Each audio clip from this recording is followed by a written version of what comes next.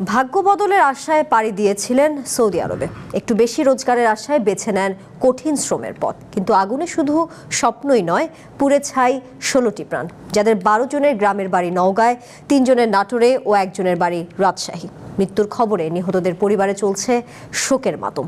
সরকারের কাছে তাদের একটাই দাবি, দ্রুত ফিরিয়ে আনা হোক স্বজনদের মরদেহ। নওগাঁ কালিকাপুর ইউনিয়নের গন্ডগোহালি গ্রামের ময়না। বড় ছেলে মোহন প্রামাণিক, মেজ ছেলে সুমন প্রামাণিক।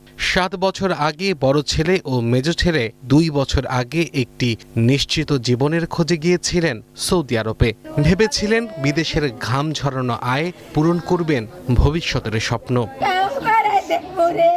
2 ভাইয়ের পরিশ্রমের টাকায় বাড়িতে হচ্ছিল ঘর তৈরির প্রস্তুতি। তবে পিলার ওঠার আগেই যেন থমকে গেল নতুন ঠিকানার ইট পাথরের গাঁথনি। ওরে দয়ার বাবা মোহন রে, দয়ার বাবা তুই 7 বছর হিনে আসিস নি রে বাবা।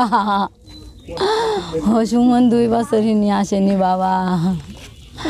আমার ধন রে, বড় আশা লিয়ে গেছিল রে বাবা, আশা পূর্ণ হলো না বাবা আমার ধন। স্বজনরা জানান, রবিবার রিয়াদে সোফা তৈরির কারখানায় হঠাৎই আগুন লাগে। মুহূর্তের মধ্যেই তা ছড়িয়ে পড়ে পুরো কারখানায়। আগুনে পুড়ে প্রাণ হারান মোহন সুমন 2 ভাই। সেই সাথে পড়ে গেল সুন্দর জীবনের আশা। গোটা গ্রাম মানে হুলস্থুলুস পড়ে গেছে আর কি, খুব আহাজারি। যেটা কামাই করে দিবে সেই সন্তানেরাই তো হারা হয়ে গেল, খাবে কি? অগ্নিকাণ্ডে আত্রাই উপজেলার অন্তত 12 প্রবাসীর প্রাণ ঝরেছে। হৃদয় বিতারক এই খবরে শোকের ছায়া নেমে এসেছে নিহতদের স্বজনদের মাঝে। আমার বাবা আমার সাথে কথা কয়নি, পরে যখন শুনেছে দুধে আদিকে কিনেছে বাপে, তখন তিনি আমার সাথে কথা করতে, আব্বা আব্বারও আব্বা আব্বা তোমার শরীর ভালো নেই আব্বা, আমার ভিডিও দেখতে পারো আব্বা। অগ্নিকাণ্ডে নাটোরের নলডাঙ্গা উপজেলারও 3 যুবক মারা গেছেন। নিহতরা সবাই উপজেলার খাজুরা ইউনিয়নের বাসিন্দা। উপার্জনের আশায় মরুর দেশে পাড়ি জমানো মানুষগুলোর এমন করুণ পরিণতি মেনে নিতে পারছেন না কেউই।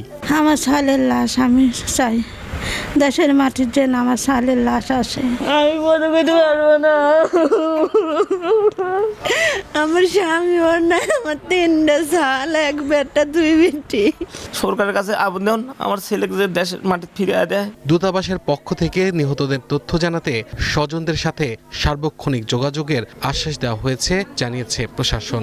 মরদেহ ওই দেশ থেকে আনার জন্য যতটুকু সহযোগিতার প্রয়োজন, এছাড়াও এই স্থানীয়ভাবে তার যদি এখন কোনো প্রয়োজন বা ভবিষ্যতে কোনো প্রয়োজন হয়, তাহলে অবশ্যই স্থানীয় প্রশাসন তার পাশে আছে।